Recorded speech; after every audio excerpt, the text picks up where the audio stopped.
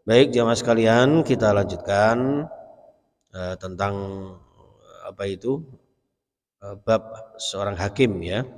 Yang pertemuan lalu kita telah membicarakan tiga dua dari tiga hakim akan masuk neraka, hanya satu yang masuk surga. Mudah-mudahan hakim-hakim kita termasuk ahli surga ketika memutuskan hukum sesuai dengan kebenaran-kebenaran.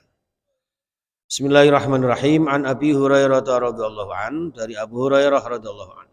Qala Rasulullah sallallahu alaihi wasallam, man waliyal qada'a faqad dzubiha bi ghairi sikin. Rawahu Ahmad wal arba'ah wa sahahahu Ibnu Khuzaimah wa Ibnu Hibban. Dari Abu Hurairah, beliau mengatakan qala Rasulullah bersabda, man waliyal qada', barang siapa yang menjadikan atau yang mengangkat ya, mengangkat seorang hakim ya, barang siapa yang menjadikan seseorang itu menjadi hakim, maka faqad dzubiha, sungguh orang itu sama halnya dengan apa? Menyembelih, Pak. Ya, menyembelih. Dengan apa? Bi ghairi sikin, tanpa pisau. Jadi siap-siap orang yang mengangkat seseorang untuk menjadi hakim itu sama halnya dengan mempersiapkan seorang hakim itu untuk disembelih tanpa alat penyembelih. Menunjukkan bahwa seorang hakim ini sangat berbahaya, sangat riskan terhadap kemungkaran-kemungkaran, kemelencengan-kemelencengan ya, yang menyangkut dengan supremasi hukum. Ini terkait dengan kehati-hatian, bukan kok terus dihindari ndak. Kalau toh kemudian kula jenengan punya putra putri yang sarjana hukum kemudian diangkat menjadi pengacara, menjadi hakim ya, jadilah hakim yang benar-benar membela satu kebenaran, memutuskan sesuai dengan aturan-aturan dan keadilan. Itu yang dikhawatirkan itu karena kebanyakan ya hakim, pengacara dan sebagainya itu bukan membela yang benar tapi membela yang bayar, katakanlah seperti itu ya. Ini yang harus hati-hati. Jadi hadis ini rambu-rambu keras kepada kita agar tidak sembarangan mengangkat hakim, atau jangan mudah menjadi hakim ketika predikat sebagai hakim ini tidak benar-benar terlaksana dengan sebaik-baiknya. Hadis berikutnya jamaah sekalian, idza hakamal hakimu, nah ini an ibni Amr bin As, dari Amr bin As ya, radhiyallahu annahu sami'a Rasulullah sallallahu alaihi wasallam yaqul, saat temene Amr bin As pernah mendengarkan Rasulullah bersabda, idza hakamal hakim, ketika seorang hakim itu menghukumkan, memutuskan suatu hukum, keputusannya itu fajtahada, disertai dengan kesungguhannya.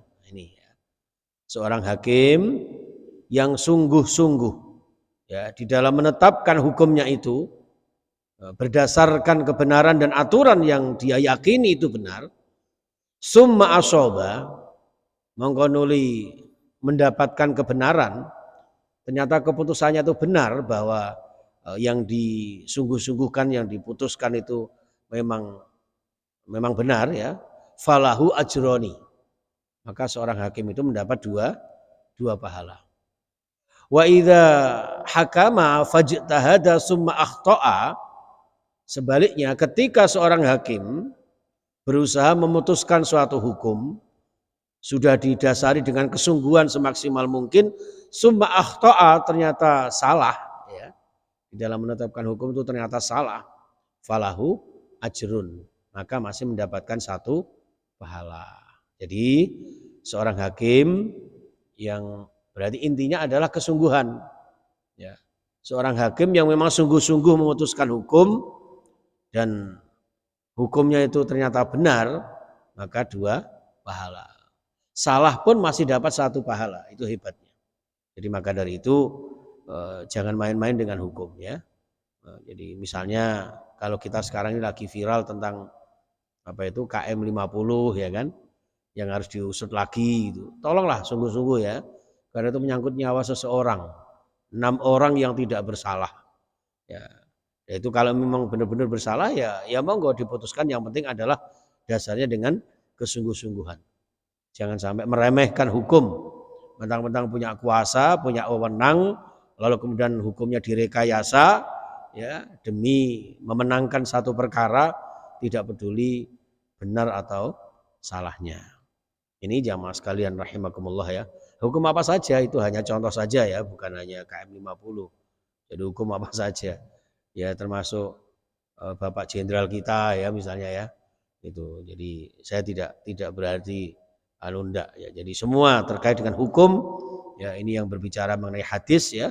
Rasulullah bersabda sahih ya, muttafaqun alaih, agar kita semuanya menegakkan hukum ya, yang kemudian akan menjadikan satu keadilan dan membawa keamanan, ketentraman di tengah-tengah masyarakat kita, sehingga menjadi masyarakat yang adil, makmur, sejahtera ya, menjadi satu kerukunan antar kita ya, bersama-sama dalam bingkai negara kesatuan Republik Indonesia. Karena Indonesia negara hukum, jangan sampai rakyat ini merasa tidak adil lalu kemudian main hakim sendiri ya, jangan sampai seperti itu.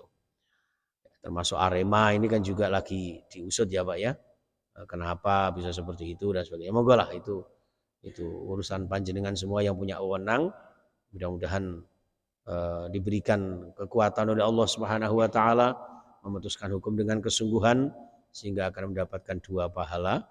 Kalau toh salah masih dapat 1 pahala. Yang terpenting adalah didasari dengan kebenaran-kebenaran itu.